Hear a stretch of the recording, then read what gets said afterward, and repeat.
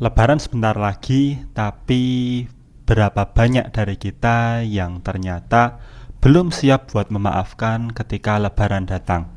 Simak video ini sampai akhir buat tahu konsep memaafkan itu kayak gimana sih.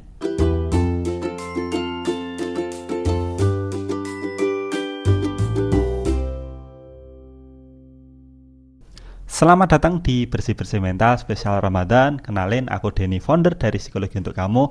Ngajak kamu buat bersih-bersih mental lewat hal-hal yang sederhana, pemahaman yang baru, atau mungkin meluruskan hal-hal yang selama ini kita pahami dengan cara yang mayoritas tapi belum tentu tepat.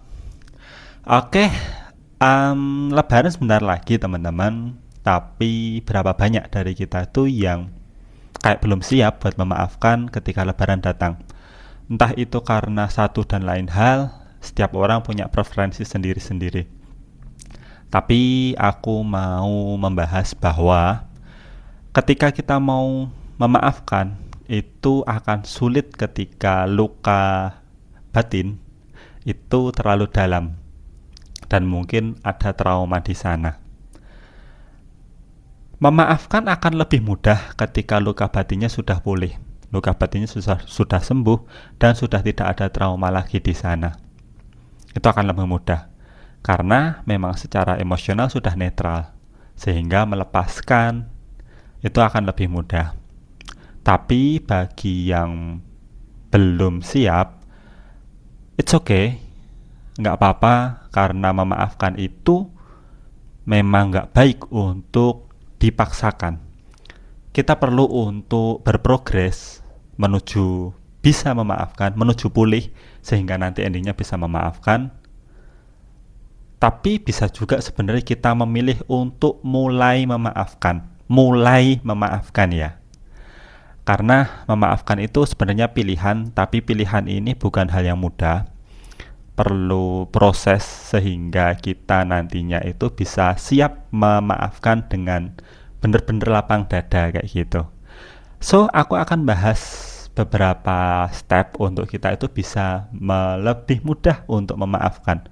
Bukan mudah ya, lebih realistis, lebih tepatnya lebih realistis kayaknya deh bahasa yang tepat untuk kita bisa memaafkan. Jadi kita akan sulit memaafkan ketika kita masih punya luka batin. It's number one ya.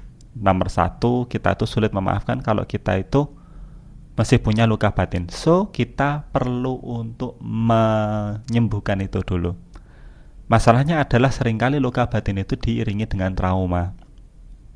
Trauma ini banyak bentuknya, bisa bentuknya perilaku, bisa bentuknya adalah pikiran-pikiran yang mengganggu, overthinking, ataupun bahkan sampai ke reaksi fisik. Banyak bentuknya. Tapi aku perlu menekankan bahwa trauma itu bisa pulih. Trauma itu bisa pulih. Memang gak gampang, tapi yakin bisa pulih. Itu nomor satu ya. Kemudian kita beranjak ke hal yang bisa kita lakukan. Jadi untuk memulihkan trauma itu memang tidak serta-merta mudah. Oh, aku memaafkan. Oh, aku udah meregulasi emosi, kemudian bisa cepat pulih trauma dan luka batinnya. Ya kalau ada yang bisa, it's good, bagus. Tapi aku mau mengajak teman-teman buat memahami bahwa menuju pulih dari trauma itu realistisnya ada 4 aspek yang bisa di-improve, yang bisa diupayakan. Apa aja itu? Yang pertama adalah biologis.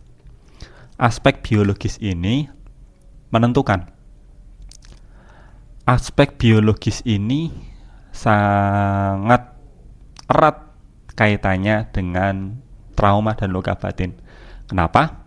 Karena ada hal-hal yang kadang-kadang itu kejadian atau traumanya itu terlalu parah sehingga sudah mempengaruhi bagaimana otak itu bekerja. Maka mungkin bagi teman-teman yang sudah pernah ke psikiater, dokter spesialis kedokteran jiwa, itu mungkin pernah diberikan obat. Nah, obat ini salah satu bentuk untuk mengintervensi biologis supaya otaknya bisa bereaksi dengan cara yang aman kayak gitu, dan proses pemulihan bisa lebih kondusif gitu tentunya. Kemudian selain obat itu mungkin kan bagi beberapa orang, oh udah ekstrim gitu ya. Oke, kalau misalkan kita nggak ngomongin yang terlalu ekstrim, boleh kita ngomongin yang lebih sederhana, yaitu makan makanan sehat dan olahraga. Nah, dua hal ini bisa kita upayakan kalau misalkan kita itu dalam tanda kutip masih belum membuka diri terhadap obat dari psikiater. Olahraga dan makan sehat. Itu ngefek buat bagaimana otak kita itu bekerja. Oke, itu pertama. Kemudian yang kedua adalah dari segi psikologis. Bagaimana kita itu berpikir, bagaimana kita itu bisa meregulasi emosi kita, bagaimana kita itu bisa mengenali sejauh mana sih aku tuh bisa mengatasi stres. Kemudian kita itu bisa memiliki hope atau harapan kayak gitu yang tepat, yang sehat.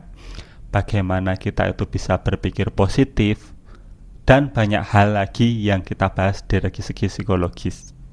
Kalau misalkan kita nggak mampu, boleh loh kita itu ke psikolog untuk kita itu bisa membenahi dari segi psikologis. Itu ya, dari segi psikologis. Kemudian yang ketiga adalah dari segi spiritual. Nah, spiritual ini bisa ada beberapa orang yang mengatakan spiritual itu ya religiositas. It's okay, nggak apa-apa kalau misalkan itu bisa diterima. Tapi bagi beberapa orang, religiositas itu belum mencakup keseluruhan spiritual. Bagi orang-orang yang memiliki pemahaman ini, boleh untuk meluaskan lagi pemahaman spiritual itu tidak sebatas religiositas. Religiositas itu unsur yang penting, tapi mungkin aja bagi beberapa orang pemahamannya itu spiritual lebih luas lagi, yaitu kesadaran bagaimana kita hidup, kesadaran bahwa ada hal yang lebih besar daripada kita, kemudian kesadaran aku tuh untuk apa sih diciptakan untuk hidup kayak gitu. Jadi memberikan maknanya apa sih pemaknaan hidup kayak gitu. Itu ya spiritual. Kalau misalkan ada orang yang bilang masalah psikologis, trauma, luka batin itu cuma kurang bersyukur aja. Nah, itu mungkin baru sepersekian dari keseluruhan permasalahannya, dari keseluruhan faktor-faktor yang mempengaruhinya. Dari tadi biologis, psikologis, spiritual, dan spiritual religiositas itu ya mungkin belum mencakup keseluruhan spiritual kayak gitu. Nah, mungkin kita bisa meluaskan pandangan lagi ya, bahwa religiositas itu bagus, tapi bukan berarti satu hal yang bisa dipukul rata untuk semua orang. Kalau misalkan bisa lebih baik kondisinya dengan banyak-banyak bersyukur, itu bagus, sangat bagus. Tapi sayangnya belum semua orang bisa untuk ada di titik itu. Kemudian yang terakhir adalah support system. Yang keempat adalah support system, social support kayak gitu. Kalau misalkan kita itu berjuang dan kita memiliki support system yang baik, itu kita akan seolah-olah gini teman, kita tuh capek nggak apa-apa, tapi punya tempat untuk pulang yang tenang, sehingga kita bisa beristirahat. Tapi kalau misalkan kita tuh capek kayak gitu, tapi nggak punya tempat yang pulang, nggak punya tempat untuk pulang yang tenang, sehingga kita tuh seolah-olah nggak pernah istirahat, kan kita juga semakin lama semakin terpuruk kan keadaannya. Maka support system ini penting.